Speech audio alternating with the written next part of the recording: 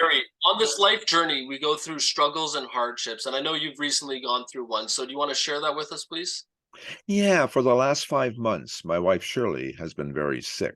For 2 months, she's doing better now, but hovering from a 3 to a 5 out of 10. We're both 71 and 49 years married.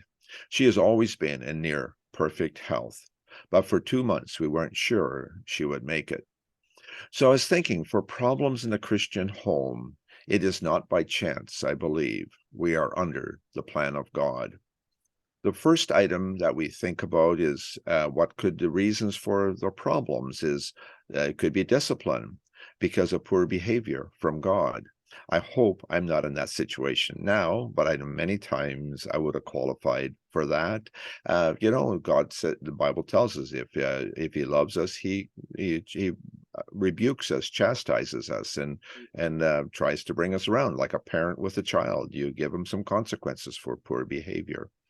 The second item is test and trials to see if we love and trust Him.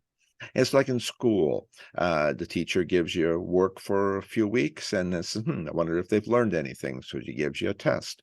During the test, they don't necessarily help you very much. And they say, not because they hate you, but it's part of learning. And if you want to go from grade 4 to grade 5, you have to pass the test to get from one to the other. It's part of life.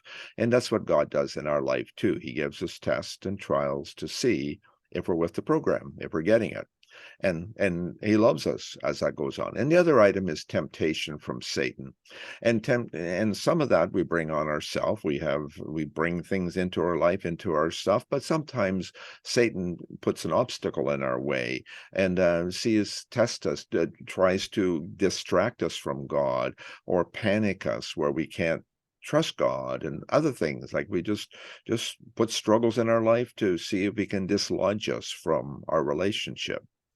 And I think the questions we should ask ourselves, am I a child of God or am I a pretender?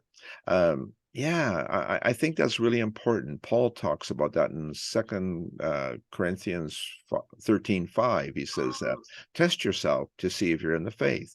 And do you not know that Jesus Christ lives in you unless you fail the test?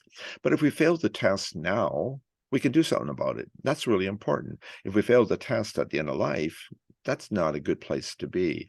We should really make sure that we're in a good place with God. One way we'd know, do we really love Jesus? That's one way. Do I enjoy prayer time? Do I enjoy fellowship with Him? Is Jesus my friend? That's really important. And do I trust Jesus with his plan? Things go bad. Do I worry about it? If I worry about it, obviously I'm struggling with trusting Him. Now, sometimes we worry because we spent more money than we should have and things like that. We makes us worry. Well, then of course we have to identify that we're the problem. It's not Jesus that's giving us a hard time. We're just doing that to ourselves. The other is, am I obedient to all His teachings? And say, well, what's that all about? No, Jesus says, if you love me, you keep my commandments, keep my teachings. Is one of the main instructions. The last paragraph, the last sentence of Matthew is, teach these new converts to obey all my teachings. That is really important. We have to be doing that. It's like house rules in a family. We got to be obedient. So, anyways, as I was pondering losing Shirley, I was surprised that I'd felt no panic. And it was kind of interesting. I was really grateful for the 71 beautiful years we have each had in life, grateful for our family, and grateful for our God journey, our journey together. And the other thing I found interesting is I felt no guilt. And I thought that was interesting. I'm kind of glad for that. I know I have a history that should have maybe guilt, but we got that all settled. I settled that with God. I know God loves me, and I know that I love Him. The main feelings I had were sadness and curiosity. Sad that I might be losing my beloved, and curious how this all might end. So anyway, so how will it end now? Only God knows. Thank God that we don't know. Death happens to all of us, some sooner, some later. Is that punishment? Often not. In Acts 7, Stephen was martyred. In Acts 21, 24 years later, his friend Philip is still going strong. So who was better off? Neither. They were both in the will of God, and it all ended up perfect. Amen, Harry. But I just have a question for you. So during this time, Without you just explained to us, what was your prayer life like? Were you praying for healing, or what were you genuinely asking for from God?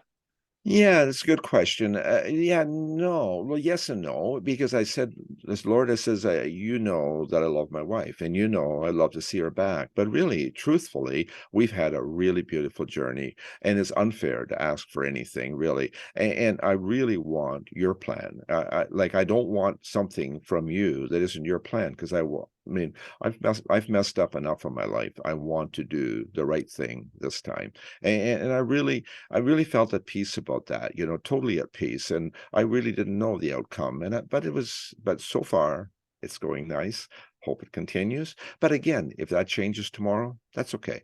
And it doesn't matter if the roles reverse to say, well, maybe, but no, if it was my turn to go, I think I'd be at peace about that too. I really thought a lot about that, and I'm good with that. I don't want anything but the plan of God. Amen. And thanks for sharing this, Harry. Thank you.